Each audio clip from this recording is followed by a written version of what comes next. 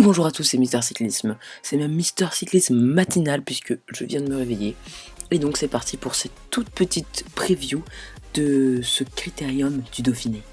Et effectivement, j'avais un tout petit peu zappé le critérium du Dauphiné, mais c'est pas grave. On y va tout de suite avec la première équipe, les premiers coureurs, avec Jean-Christophe Perrault pour l'AG2R mondial, accompagné par Alexis Vuillermoz. On se demande même si les deux ne seront pas leaders. Il y a aussi Pierre-Roger Latour dans cette équipe. L'armée de terre avec Ionis Barbas comme leader. On a aussi par exemple Julien Duval. La Bourg-Argon 18 avec Sam Bennett comme leader pour le sprint et Patrick Conrad, je pense qu'il sera leader en montagne. On part aux États-Unis avec la Cannondale et le français recruté cet hiver, Pierre Holland. Ensuite, en coéquipier de Lux Lawson Craddock et David Villila qui sera là un petit peu pour accompagner sur les étapes vallonnées, enfin il n'y en a pas vraiment, mais sur tous les petits vallons avec Moreno Moser et Ramonas Navardoscas notamment. La Cofidis de Arnold Johansson, le leader qui a fait de très bons résultats sur le Paris-Nice. On a aussi Luis Angel Mate Mardones qui sera là avec Ryan Boigny, le frère de Nasser.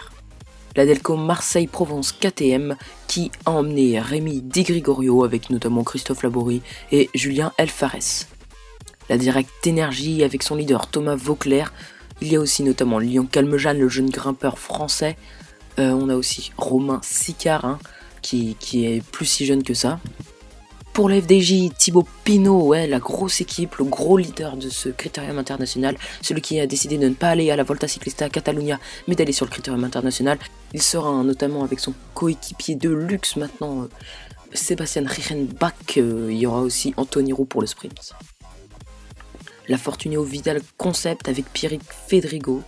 On peut aussi noter Francis Mouret ou Armindo Fonseca. La HP BTP Aubert 93 avec Romain Feuillu recruté cet hiver, notamment Anthony Maldonado et pour la grimpe Guillaume Le Varlet.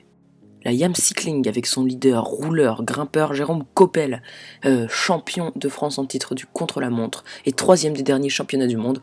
On aura aussi Stéphane Denifel et Mathias Brandle. La One Pro Cycling, l'équipe anglaise avec Matthew Harley Goss comme leader, Diane Smith, Peter Williams, James Oram, voilà des coureurs comme ça.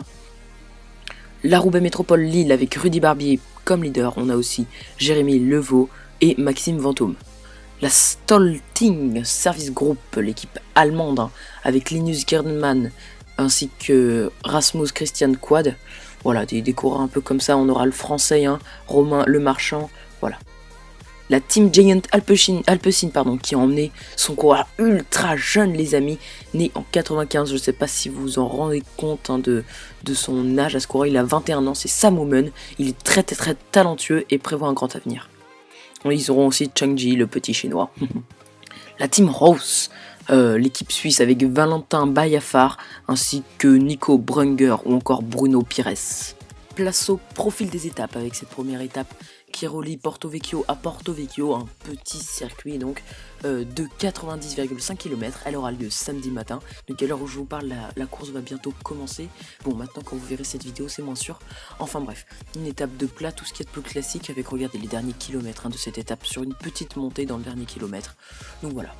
La deuxième étape qui aura lieu, elle, cet après-midi, donc samedi après-midi. Vous aurez sûrement vu cette vidéo-là avant le départ de cette étape. Donc c'est tout simplement un tout petit prologue de E1 contre la montre, ça fait plus de 6 km. Je me demande même, bref. C'est donc 7 km entre Porto Vecchio et Porto Vecchio. C'est une étape donc avec aussi une petite montée vers la fin. Et la troisième étape qui est entre Porto Vecchio encore une fois et le col de l'Hospédale, une étape dantesque avec cette arrivée assez classique pour un critérium international au col de l'Hospédale. Une succession de petits cols avant cela, mais surtout ce col de l'Hospédale mystique, génialissime même je le dirais. Donc voilà, c'était vraiment la petite review de ce critérium international, sans prétention les amis, juste pour vous informer un peu comme d'habitude. Donc voilà, on se dit à bientôt pour une nouvelle vidéo, n'hésitez pas à vous abonner à ma chaîne, et puis voilà, allez salut tout le monde.